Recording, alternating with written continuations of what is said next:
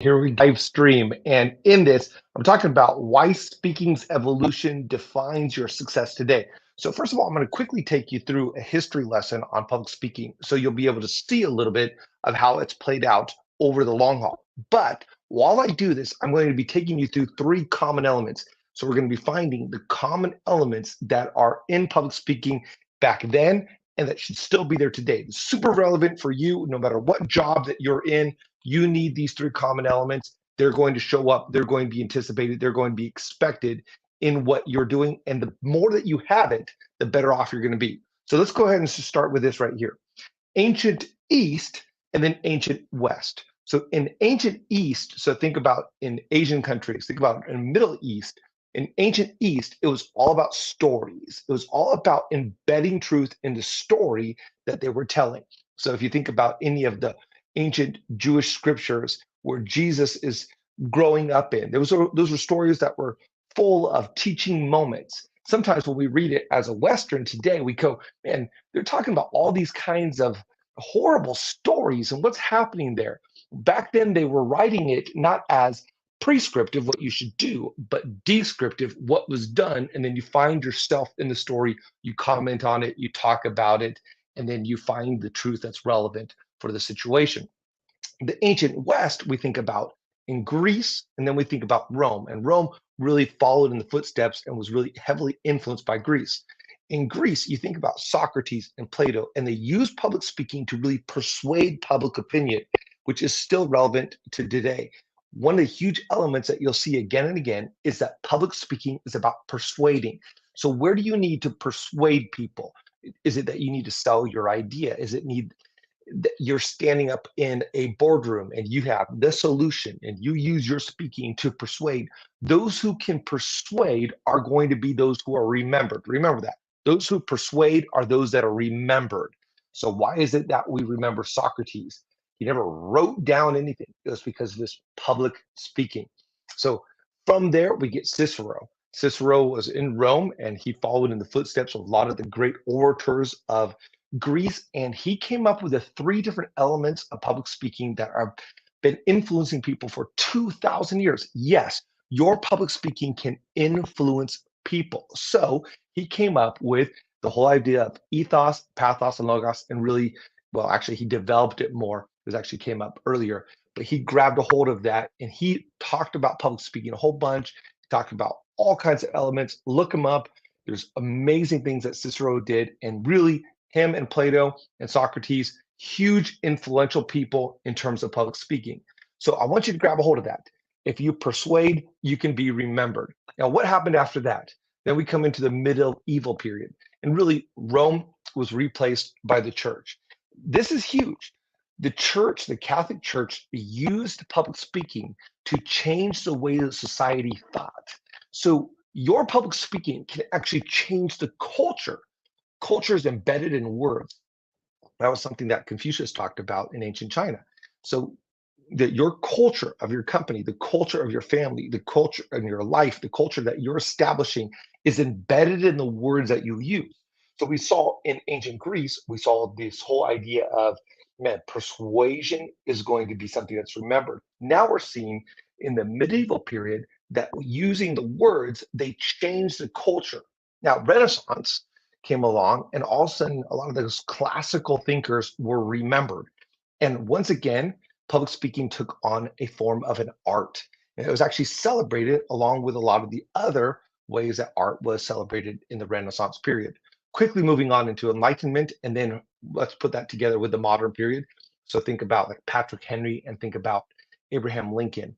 Public speaking was hugely used to change public opinion and to make statements, huge, massive reforms. So give me liberty or give me death, Patrick Henry. And then you have the Gettysburg Address. And think about really how did Abraham Lincoln, this awkward guy from the middle of nowhere, become a president, become one of the foremost thinkers and leaders of the last couple hundred years? How? Through public speaking. So they used it to shape opinion. They used it to change things. They used it to make reforms. So your public speaking, it can do culture. It can cause you to be remembered. It can persuade people. And and it can elevate you as a leader. I've said this before, that leadership and communication go hand in hand. So if you improve your communication, if you will focus on your communication, if you learn communication, it will bring up your leadership. It can get you onto a stage that there would have been no way for you to get on any other way. So huge aspect for you. This is one of the reasons why I'm doing live streams. My gift to you, that you would grab a hold of this. Now, something huge changed in the 20th century and with the mass media. All of a sudden, speaking, grew in scale. Beforehand, you could only do it to a group of people. A large audiences of beyond a couple, 50,000 were unheard of. But now, because of radio and television and the internet eventually, all of a sudden speakers could affect millions of people instantaneously. There's some incredible things that happen, but also something very negative that you may have not realized is affecting you right now, even right now as I speak, because the rise of a few amazing speakers caused many to neglect speaking. Wow, I can't do it like them, so I might as well not really even try. And so we had some celebrity speakers. Sure, we were Socrates and Plato and those, but they didn't have this mega star status that some of the speakers can easily have today, some of the influencers, some of the speakers that we have today. So everybody realized that, yeah, okay, there's some great people out there, but hey, they don't know Abraham Lincoln in my business. They don't know Socrates over here.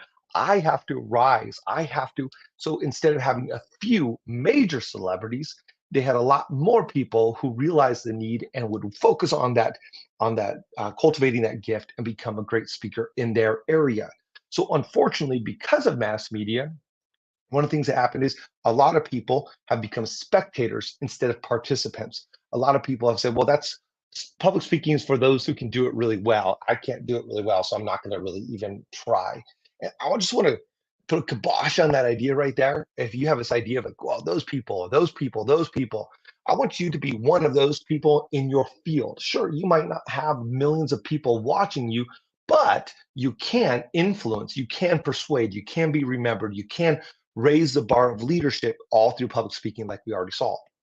Also, what happened during this time is all of a sudden these mass speakers that for a period of time everybody was listening to, they used a lot of the same principles I already talked about and persuaded. So you got people like Walter Cronkite, who was the voice of a generation. And now let's get into the current era. This is the digital age. This is the 21st century. This is where we have a whole bunch of people speaking and micro influencers all across the area.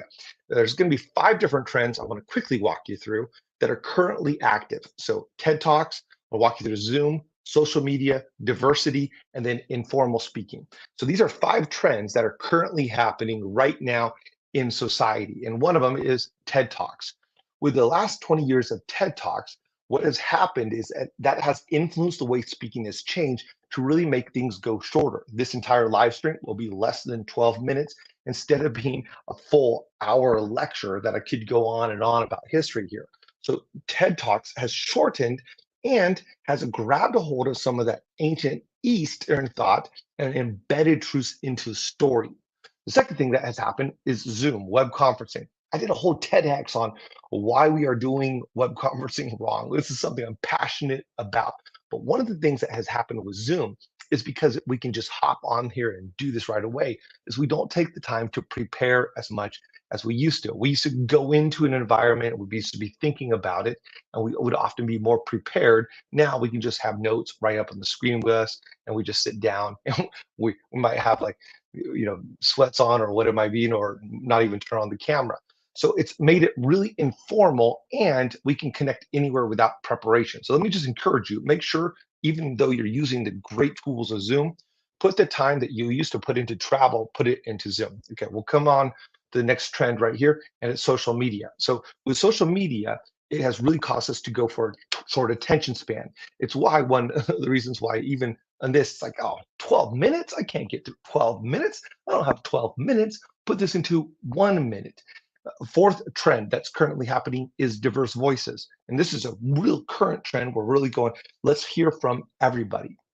And the fifth trend is informal speaking. So we have podcasts and influencers are making it less formal than you would have had the rhetoric of the day of Greece and Rome. Okay, so that's a little bit of the history. What do we get from there? I told you there's going to be three major elements that you can do, that you can take away for you to have all of the different benefits of what we're talking about. One, be clear. Be clear in what you're trying to say.